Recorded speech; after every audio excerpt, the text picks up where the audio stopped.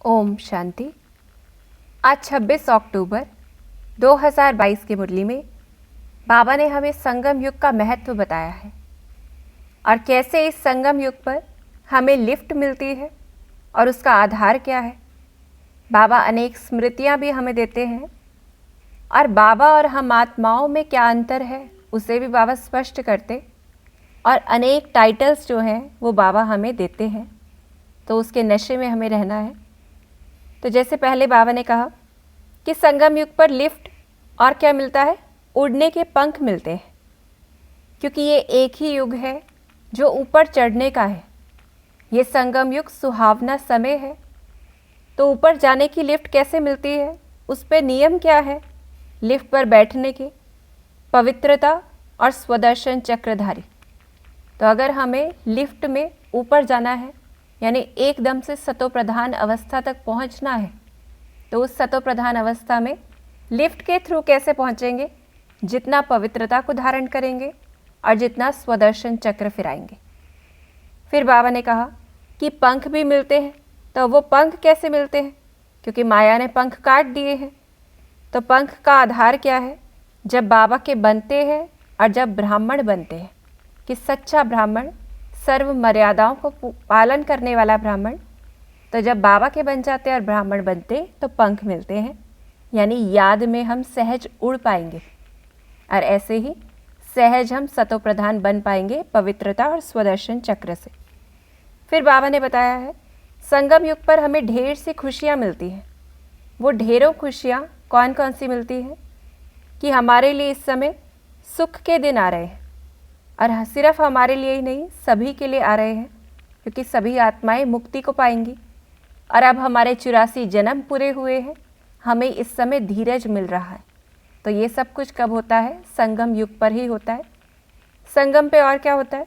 हम ब्राह्मण हैं, संगम युगी है, फिर देवता बनते हैं, सतयुगी राजधानी में जाते हैं। ये ज्ञान भी हमें अभी ही मिलता है। हम आत्माएं जो पतित बन गई हैं, इस समय ही पावन बनती है। तो हमें रूहानी नशा है कि हम अशरीरी आए थे और अब हमने पहले भी जैसे अपना स्वराज्य लिया था और अब फिर से ले रहे हैं। फिर और किस चीज़ की खुशी है इस संगम युग पर? इस समय हमारा कुल सबसे ऊंचा है, जो कि ईश्वरीय कुल है। तो कुल का नशा चढ़ता है, क्योंकि इससे ऊंचा कुल कोई और है नहीं। और बाबा ने बताया कि इस समय हमें बाप के द्वारा नॉलेज मिलती है, और इस पढ़ाई की प्रारब्ध क्या है? भविष्य नई दुनिया के लिए है। क्योंकि दुनिया में जो भी लोग मेहनत करते हैं वो इस दुनिया के लिए करते हैं। सन्यासी भी जो पुरुषार्थ करते वो इस दुनिया के लिए ही होता है। लेकिन हम जो करते हैं, हम उसके बदले राजाई प्राप्त करते हैं भविष्य में। फिर इस संगम युग की और क्या विशेषता है? ये संगम युगी कुंभ मेला है, जहाँ आत्मा और परमात्मा आपस में मिलते हैं। तो इसको हम महसूस करें। परमात्मा आकर पढ़ा रहे हैं, कि सभी शास्त्रों का बाबा आकर ज्ञान देते हैं, और यहाँ पे कोई मनुष्य नहीं पढ़ाता है, स्वयं भगवान पढ़ा रहे हैं। तो इस संगम युग के महत्व को समझना है और इस स्वमान में रहें कि मैं आत्मा संगम युगी हूँ। और संगम युग पे क्या होता है? बाप सम्मुख आए हुए हैं। ईश्वर ने बैठकर हमें अपना बनाया है, अपने साथ ले जाने के लिए। तो हम इस खुशी में भी रहें कि किसने हमें अपना बनाया है। बाबा स्वयं हमें ले जाने के लिए आए हैं, और स्वयं भगवान इस समय सम्मुख है।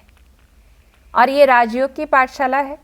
श्री कृष्ण की आत्मा भी इस समय सुनती है। तो श्री कृष्ण पुरी में जाने वाली आत्माएं भी, यानी हम आत्माएं भी इस समय सुन रही हैं। तो इस नशे में रहना है कि संगम युग पर कितनी सारी चीज़ें विशेष होती हैं। फिर बाबा हमें और स्मृतियाँ दिलाते, कि बाप ही आकर स्मृति दिलाते कि हम ही देवता थे और अब क्षत्रिय बने हैं। फिर 84 जन्मों के बाद आकर मिले हैं, कि हमने ही ये रोल्स प्ले किए, देवता का, क्षत्रिय का, और 84 जन्मों के बाद आकर बाबा से मिले हैं। फिर बाबा कहते तुम ही कृष्णपुरी अथवा लक्ष्मी नारायणपुरी के हो। तो इस नशे में भी रहना है, इन स्मृतियों को बार बार दोहराना है मन बुद्धि में। निराकारी दुनिया में बाबा कहते निराकारी दुनिया में सर्वोत्तम शिव वंशी हो। जो इस बार अव्यक्त मुरली में बाबा ने हमें याद दिलाया था कि निराकारी दुनिया में हमारी चमक जो है वो बहुत तेज होती है। कि वैसे तो सारी दुनिया ही शिववंशी है, लेकिन जब इस समय जब हम इस दुनिया में होते हैं, साकार में होते हैं, तो ब्रह्मा मुखवंशावली होते हैं। और वैसे जब परमधाम में है तो हम सभी शिववंशियों में सबसे ज़्यादा चमक हमारी होती है। तो इस समय हमको स्मृति आई है, इसलिए क्या कहा जाता है, स्मृति लब्धा। लेकिन बाबा कहते हैं गुप्त रूप होने के कारण बच्चे भूल जाते हैं। तो हमें, क्योंकि हम देख नहीं सकते हैं, लेकिन बार बार मन बुद्धि से चित्र बनाना है, क्या बन रहे हैं, बाबा कौन है, क्या दे रहे हैं हमें। फिर बाबा ने अनेक टाइटल्स हमें दिए हैं, उनको भी याद रखना है और उस नशे में रहना है। तो बाबा कहते हैं तुम हो मीठे मीठे संगम युगी ब्राह्मण कुलभूषण, अभी गुप्त वेश में पढ़ रहे हो, और हम कैसे हैं, स्वदर्शन चक्रधारी। फिर बाबा कहते तुम बच्चे शिववंशी ब्रह्मा मुख वंशावली हो, और इस समय बच्चों को ये निश्चय हो गया है। तो निश्चय अर्थात नशा हो।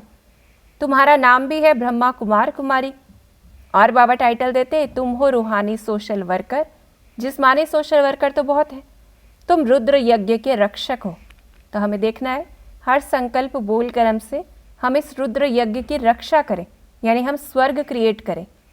फिर बाबा कहते और कैसे हैं हम, राजयोग की शिक्षा देने वाले, राजयोग सिखलाने वाले तुम टीचर हो। तो इस स्मृति में भी रहें, नशे में रहें कि बाबा हमें कितना ऊंचा उठाते हैं। फिर बाबा ने खुद के लिए क्या कहा, बाबा कहते एक तो कि ब्राह्मण कुलभूषण भी हम कब बनेंगे, जब शिव बाबा को पहचानेंगे। तो ये टाइटल लेने के लिए बाबा को पहचानना है। तो बाबा ने खुद के लिए क्या कहा, एक सेकंड में बाबा क्या से क्या बना देते कि बाबा कहा और बच्चे बन गए। हम बच्चों ने बस बाबा कहा और बाबा के बच्चे बन गए, और भगवान की फिर प्रॉपर्टी के अधिकारी बन गए। फिर बाबा कैसा है, नॉलेजफुल है, कि बाबा में जो नॉलेज है वह हमको देते हैं, यानी सृष्टि के आदि मध्य अंत की, और इसलिए बाबा को बीज रूप कहा जाता है।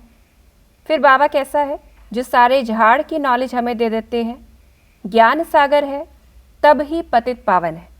आज बाबा इस पर अंडरलाइन करते कि पहले बाबा की जब महिमा लिखेंगे तो पहले ज्ञान सागर लिखेंगे, फिर पतित पावन लिखेंगे, क्योंकि ज्ञान के द्वारा ही बाबा हम आत्माओं को पावन बनाते हैं। तो पहले महिमा ज्ञान सागर लिखनी है, उसके बाद पतित पावन। और बाबा कैसा है, गॉड फादर है, जो कभी साकारी या आकारी नहीं कहेंगे, उसे निराकारी है, जिसे सुप्रीम सोल कहा जाता है। और कैसा है, सदगति दाता है। और बाबा कैसा है, बाप कहते मुझको तो काल खा नहीं सकता, अकाल मूरत हूँ। श्री श्री 108 भी एक बाबा ही है। बाबा कहते मैं माला का दाना नहीं बनता हूँ, मैं तो न्यारा हूँ, जिसकी निशानी क्या दिखाते हैं, फूल दिखाते हैं, कि माला के अंदर एक फूल दिखाया जाता है। फिर बाबा कितनी बड़ी अथॉरिटी है, लेकिन बच्चों बगैर कोई जानते नहीं।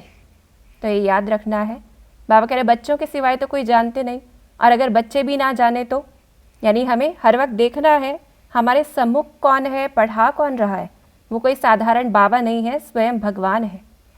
फिर बाबा आत्मा और परमात्मा का कॉन्ट्रास्ट बताते हैं। शुरू में जैसे बाबा ने कहा कि जैसे तुमको शरीर जब तक ना मिले तब तक पाठ नहीं बजा सकते, मुख से बोलते हैं, हम आत्माएं मुख से बोलती हैं, परंतु आत्मा देखने में नहीं आती। वैसे मैं भी इस समय साकार में आया हूँ, बोल रहा हूँ, परंतु अंतर कहाँ आता है, ये तो बाबा और हम एक जैसे हो गए इस बात में तो, लेकिन अंतर किस चीज़ में आता है, तुम तो बाल, युवा और वृद्ध अवस्था में आते हो, बाबा कहते मैं नहीं आता हूँ। और इसलिए बाबा को दिव्य जन्म या अलौकिक जन्म बाबा का कहा जाता है। फिर बाबा कहते मैं ब्रह्मा तन में इनके वानप्रस्थ अवस्था में प्रवेश करता हूँ। और हम कैसे आती हैं, हम गर्भ में प्रवेश करते हैं। फिर बाप तो अशरीरी है, बाबा को अपना शरीर तो है नहीं, हमें तो अपना शरीर है। और क्या अंतर है, बाबा कहते तुम्हारे तो मामे काके सब हैं, लेकिन बाबा के ये सब नहीं है। बाबा के हम बच्चे हैं, यानी आत्माएं हैं, लेकिन ये सभी नहीं बनते। तो ऐसे हम बाबा को याद करें आज। फिर कुछ बातें हैं जो बाबा रोज़ हमें बताते हैं, बहुत सी अनेकों बातें हैं जो लोग नहीं समझते हैं, कहते तो हैं। तो कौन सी बातें हैं कि शास्त्रों में कहते हैं पेट से मूसल निकला और अपने कुल का विनाश किया। तो ये विनाश की निशानी क्या है, बॉम्ब से है। पेट से मूसल निकलना मतलब क्या था कि बुद्धि से जो है वो अलग अलग मिसाइल्स, यानी बुद्धि से मिसाइल्स का आविष्कार करते हैं। तो बाबा तो इस समय पावन दुनिया बनाते हैं, तो इस पतित दुनिया का विनाश तो ज़रूर होगा। फिर दूसरी चीज़ कहते हैं भक्ति करते करते भगवान तो ज़रूर मिलेगा। और ये भी कहते हैं कि भगवान सर्व का सद्गति दाता है। तो बाबा कहते हैं मनुष्य ये नहीं समझते कि परमात्मा कब आते हैं, किस रूप में आते हैं और क्या आकर देते हैं। बस वो लोग क्या कहते हैं, द्वापर युग में श्री कृष्ण आए। तो हमें इस बात पर भी समझाना है कि भगवान कब आते हैं, क्या करते हैं। फिर क्या कहते हैं कि कुंभकर्ण को नींद से जगाया तो जागा नहीं। तो वो कुंभकर्ण कौन है, हमें इस रूप से भी इशारा देना है कि बाप इस समय जब डायरेक्शन निकालते हैं पवित्र बनो, और भगवान इस समय जब डायरेक्ट गीता सुनाते हैं तो आत्माएं जब नहीं सुनती है या सुनकर भी नहीं सुनती है तो उन्हें क्या कहा जाता है, कुंभकर्ण। फिर सतगुरु अकाल कहते हैं। सतगुरु तो एक परमात्मा को ही कहा जाता है। तो ये भी हमें स्पष्ट करना है कि वो अकाल कौन है, कि साकार गुरु लोग वो अकाल मूर्त थोड़े हो सकते हैं। लौकिक बाप टीचर गुरु ये अकाल नहीं हो सकते हैं, यानी इनको तो शरीर जो है इनका खत्म हो जाता है, काल खा जाता है। एक बाबा ही है जो अकाल मूर्त है। और क्या बताना है कि बाबा कहते श्री कृष्ण तो पतित पावन हो न सके, और कहते हैं पतित पावन आओ। तो पतित पावन कौन होगा, क्योंकि श्री कृष्ण तो सत्युग का पहला प्रिंस है। तो जो खुद पावन है, या ये कहें पावन देवता है, जो पावन बनता है, वो कैसे पतित पावन हो सकता है। तो इस पर भी स्पष्ट करना है। और जैसे कहा जाता कि देवी देवताओं के पाँव इस कलयुगी धरती पर तो पैदा या पाँव रख ही नहीं सकते वो तो।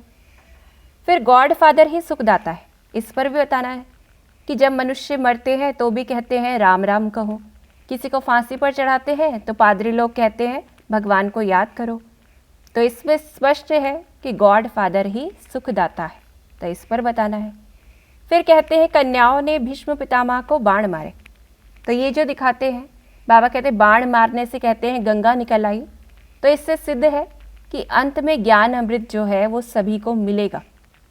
फिर बाबा कहते कि महिमा सारी शिव की है, फिर शिव शक्तियों की है, यानी हम बच्चों की है। लेकिन ये महिमा हमें कब मिलेगी, क्योंकि तुम इस समय सेवा करते हो, उनको ही पद मिलता है कि जो सेवा करेगा, जो दूसरी आत्माओं को भी बताएगा, उनको ही ये पद मिलता है। फिर बाबा ने कुछ बातें बताई जो ड्रामा में अंत में होंगी। कौन कौन सी, कि जैसे साधु संत गुरु, इन्हें भी मालूम पड़ जाएगा कि बाबा आए हैं। जिसको सर्वव्यापी कहते थे वह मुक्ति, जीवन मुक्ति देने आया है। और जो कहा जाता कन्याओं ने भीष्म पितामह को बाण मारे, यानी कि अंत में सभी आत्माओं को ज्ञान अमृत जो है कुछ ना कुछ ज़रूर मिलेगा। फिर बाबा ने माया से युद्ध बताई है जो इस समय हमारी होती है। बाबा कहते हैं ये झाड़, यानी ब्राह्मणों का झाड़ धीरे धीरे बढ़ता है। जब थोड़ा निकलता है तो चिड़ियाँ खा जाती हैं।